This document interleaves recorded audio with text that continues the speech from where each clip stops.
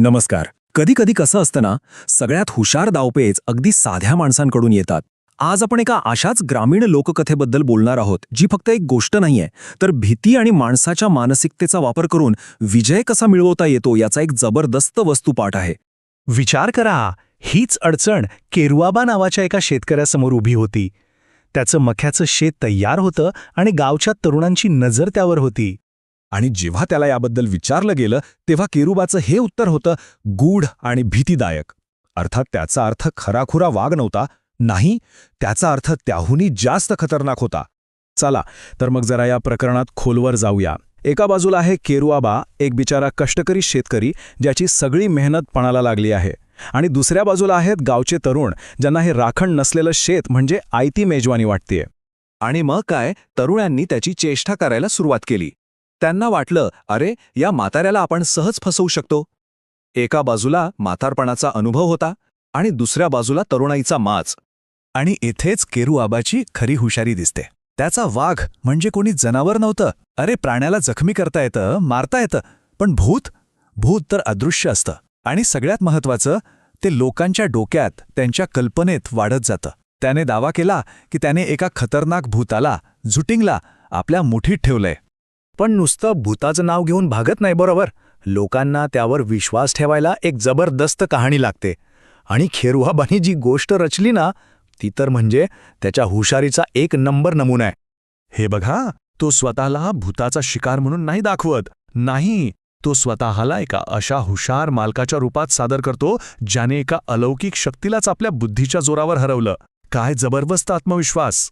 आणि ही कथाच सगळं काही सांगून जाते. त्याने भूताचाच नियम त्याच्या विरुद्ध वापरला. विचार करा, पाण्यातल्या चांदण्या गोळा करणं हे काम कधीच संपणार नाही. आणि याच एका युक्तीने तो त्या शक्तिशाली भूताचा मालक बनला. पण थांबा, गोष्ट इथेच संपत नाही. प्रत्येक कथेला एक खलनायक लागतोच. आणि इथे पुढे येतात शहरात शिकलेले दोन तरुण, पांडवा आणि बजा. त्यांना वाटतं ही सगळी अंधश्रद्धा आहे, आपण याचा पर्दाफाश करू. आता बघा, हा संघर्ष आहे आधुनिक विचारांचा आणि जुन्या श्रद्धेचा. पांडवा आणि बजा थेट आव्हान देतात, आम्ही तुमच्या भूताला वगैरे मानत नाही. आम्ही येणार आणि अमावास्येच्या रात्री तुमचं कणीस चोरणार. आता केरुआबांसमोर मोठं आव्हान होतं. त्यांना फक्त घाबरवून चालणार नव्हतं. नाही, त्याला असा काहीतरी पुरावा द्यावा लागणार होता, जो त्यांच्या डोळ्यांना आणि कानांना पटेल. असा अनुभव, ज्यावर त्यांचा शिकलेला, तर्क करणारा मेंदूसुद्धा शंका घेऊ शकणार नाही. आणि इथून सुरू होतो कथेचा सगळ्यात थरारक भाग. केरुआबाने एक असा डाव रचला होता, जो त्या शंका घेणाऱ्या तरुणांना कायमचा बदलून टाकणार होता. तो फक्त वाट बघत बसला नाही, त्याने एक सापळा रचला, चोरांची पक्की खबर काढली आणि मग घरातल्याच एका साध्या मांजराला आपलं शस्त्र बनवलं. प्रत्येक गोष्ट विचारपूर्वक केलेली होती.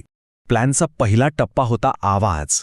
विचार करा, अमावास्येची काळी रात, सगळीकडे शांतता, आणि अचानक पाण्यात धप्पा असा मोठा आवाज. त्या आवाजानेच त्यांचं अर्ध अवसान गळालं असेल. आता त्यांच्या घाबरलेल्या मनाला काहीतरी दिसायला हवं होतं. मग त्याने एका काठीला काळं कापड लावून झोडपामागून वरखाली केलं. आता त्यांना अंधारात एक आकार दिसू लागला, आणि तो आकार नक्की काय आहे हे कळत नसल्यामुळेच तो जास्त भीतीदायक होता. आणि मग आला त्याचा हुकमी एक्का. त्याने त्या मांजराला शेतात सोडून दिला. आता विचार करा, आवाज, एक विचित्र आकार, आणि आता एक प्राणी. पण हा साधा प्राणी नव्हता, तो त्या वातावरणात एक राक्षस बनला होता. आणि तोच होता निर्णायक क्षण. घुंगरांची किणकिण, मांजराचं विचित्र आवाजात ओरडणं आणि अंधारात चमकणारे डोळे. बस, त्यांचं सगळं शहाणपण, सगळा संशयवाद संपला. फक्त एकच विचार होता, पळा आणि जीव वाचवा. तर केरुआबाने आपलं शेत तर वाचवलं, पण तो तिथेच थांबला नाही. त्याने त्या एका रात्रीच्या भीतीचं रूपांतर आयुष्यभराच्या फायद्यात केलं. आणि मग काय, ती भीती व्हायरससारखी पसरली. पांडवा आणि बजा तापाने फणफणले आणि बडबडू लागले की त्यांना मांजराच्या रूपात भूत दिसलं. आता संपूर्ण गावासाठी हाच खरा पुरावा होता. आणि इथे त्याने आपला डाव साधला. तो आता फक्त एक शेतकरी नव्हता, तो त्या भूताचा मध्यस्थ बनला होता. लोकांना बरं करण्याच्या नावाखाली त्याला मेजवानी मिळू लागली. एका समस्येचं त्याने कायमच्या उत्पन्नाच्या साधनात रूपांतर केलं. म्हणजे बघा, काय बदल झाला. जो कालपर्यंत एक साधा शेतकरी होता, तो आता भूताचा बाप म्हणून ओळखला जाऊ लागला. ज्याचं शेत धोक्यात होतं, ते आता कायमचं सुरक्षित झालं. आणि ज्याला स्वतःच्या पिकासाठी राबावं लागायचं, आता त्याचं भूत त्याच्यासाठी काम करत होतं. आणि हेच या कथेचं सार आहे. खरी शक्ती भूतामध्ये नसते, ती असते त्या भूताची कथा सांगणाऱ्याच्या हातात. म्हणजे मग विचार करा, विश्वासाच्या या जगात खरी ताकद कोणाकडे असते? भूताकडे की त्या भूताच्या बापाकडे? यावर विचार नक्की करा. आजच्या विश्लेषणात इतकंच.